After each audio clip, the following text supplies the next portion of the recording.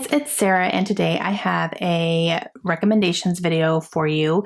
Now, earlier or last week, at the end of last week, I asked you guys for some recommendations or kind of some videos that you guys wanted to see from me because I'm kind of hitting a little bit of a funk with ideas. I'm not coming up with anything that I'm excited about or that, I'm just having a hard time coming up with ideas for videos. So I asked on Instagram what you guys wanted to see from me and got a lot of feedback from you. So thank you, thank you.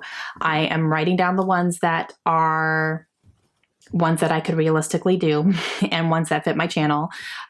So I'm keeping a list. So I will definitely keep those handy. When I start filming and stuff, I always kind of try to take a look at what you guys want to see. And I'm trying to, make some lists and write down some ideas and stuff like that. So thank you guys for giving me your feedback. And one of those was recommendations for some of my favorite LGBTQIA plus books. So I definitely have some of those. So I'm going to give you some recommendations today. The first one that I would like to recommend is The Song of Achilles by Madeline Miller. This book is about Patroclus and Achilles. I hope I said Patroclus right. I'm pretty positive I did. But it is their story.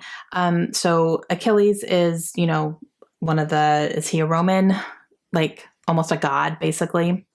He was a big warrior, and Patroclus was one of his helpers, or one of his, what's the word? I don't even know the word. It's been too long since I read it to remember exactly what he was, but he's almost like a servant or a companion maybe type to him. So this book takes their story and creates a love story out of it. So Achilles and Patroclus are a couple in this, and you see them meet. You see the feelings start to happen on both of their ends, and you see them both try to deny it, and that doesn't work out too well. And then they finally just give in to their feelings, and they are a couple.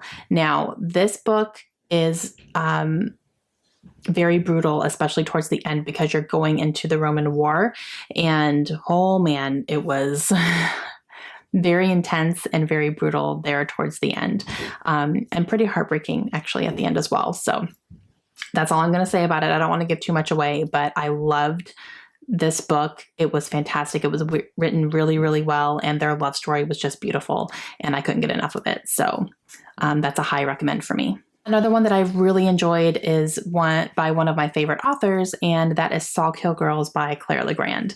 Now, this one doesn't focus, the whole premise of the book is not the love story, but there definitely is a love story there between two girls. And it's it's almost like a frenemies relationship. Like they're kind of enemies, but they're also like making out. So it's kind of interesting. They definitely have some feelings for each other, even though they kind of hate each other at the same time. So it's interesting on that part. This one also has asexual representation in it as well from another character. So that was good. And this is one of my favorite young adult books of all time. It is fantastic. It's kind of a horror type of book as well. So it's got some horror elements in it. It follows girls who go missing from an island, and our main character and her family move to this island, and she discovers, that things are happening, what's going on, things are currently happening. She has suspicions about this other person who she's also falling in love with. So it was very, very good. The next one I want to talk about is one that I read earlier this year and was just obsessed with. I loved it so much. And that is Boyfriend Material by Alexis Hall. Oh my gosh, this book. It is set in London, I believe, or England, London. And it follows a young man who is the son of a famous singer. And the singer, he's kind of like a has-been type thing. So our main character is famous, but he's like famous because he's the son of a famous person type thing. So no one really takes him very seriously. He tends to make some really bad decisions because of that. And he ends up fake dating somebody who he doesn't really like all that much. He knows who he is. They've met before. They actually had an encounter before, and they just don't really get along. But he finds himself in a situation where he needs to show face, and he needs to show that he's a serious person and he's in a serious relationship and, all that stuff. And then he makes a deal with this other man to fake date, basically. And they're both getting something out of it for the most part. And of course, fake dating, things happen from there.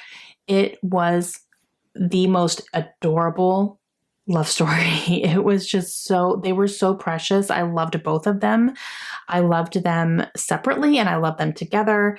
And the audiobook, you guys, I can't recommend high enough. It just, the way that the narrator used his voice for both of these characters was just perfection. I loved it so much. So I definitely highly recommend listening to it. If you don't have a Libro FM account yet, do it that way. It's going to be the same anywhere, but that's how I listen to it. I listen to it on Libro FM. So I have a link down below to Libro FM if you want to check it out. If you have not seen it yet or anything, they're fantastic. And you can get a free month if you want to give it a try. But oh my gosh, it was so fantastic. I could not stop listening to it. I was smiling the whole time. I was laughing out loud. Loved it. Another one that I would like to recommend is Autoboyography by Christina Lauren. So this one is a young adult book that follows a teenager in high school who he and his family had just moved to Utah from California. This young man is openly bisexual.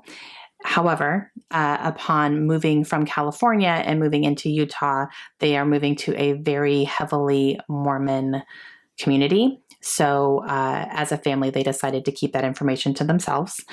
And of course, that's all going to get blown out of the water when he meets another boy who is actually, I believe, in college, and he is from a very prominent family in the area. So he is a Mormon, and a lot of people know who he is, and it's like an instant attraction. And you see them form a friendship. And at first, that's all it is, right? And then it turns into something more, and you see a big, big struggle with the Mormon man struggling with having feelings for another man when everything about his faith tells him that's not okay. And so you see him struggle with that. You see him struggle with his family. And it was really, really good. And it just posed a lot of really good questions, and it posed a lot of really good struggles and a lot of not self-awareness, but, like self-questioning and what's the word I'm looking for? Soul searching. I don't know if that's actually the word or not. But you see his struggle with his religion and, how am I supposed to have my faith and be attracted to a man at the same time? It doesn't seem like those two can go hand in hand. So very good. Loved it. It was a 5-star read because it's Christina Lauren, and they did that one really well. The last one that I'm going to talk about, okay, this is going to be kind of an interesting recommendation because when you think about this book or this series, you don't think about that it is like a queer book, but it is. And that is Nevernight by Jay Kristoff, the series. Now, the main character, Mia, is definitely down for anything. I will just say that.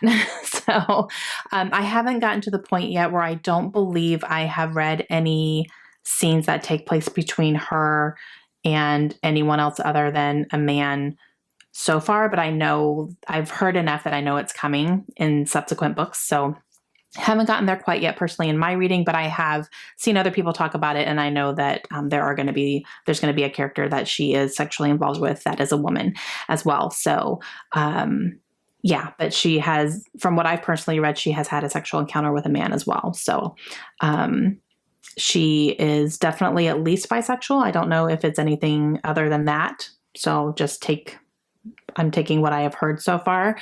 But yeah, so I'm going to go ahead and recommend that too, because, oh my gosh, Nevernight was so good.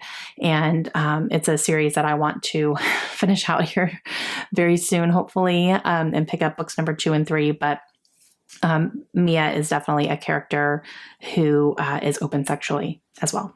Okay, guys, so those are some of my recommendations for some LGBTQIA plus characters in some of the books that I have read. And so yeah, let me know your thoughts. Let me know if you've read any of these. Let me know some of your favorites down below. I would love to get some more recommendations as well. Some that I have on my TBR that I just haven't read yet. I really want to read Red, White, and Royal Blue by Casey McQuiston. That's on my TBR. I have The Heart's Invisible Furies by John Boyne. That's one that I have really just been wanting to read, and I don't know why I haven't picked it up yet. It's sitting on my shelves. That's another one that I would really, really like to read. And like I said, I still want to finish the Nevernight trilogy because I haven't even gotten to that part yet. But yeah, so those are some that are on my TBR. I'm sure I have more. I just can't think of them off the top of my head. But let me know your favorites down below, definitely. And I will see you guys again soon. Hope you have a great day. Bye.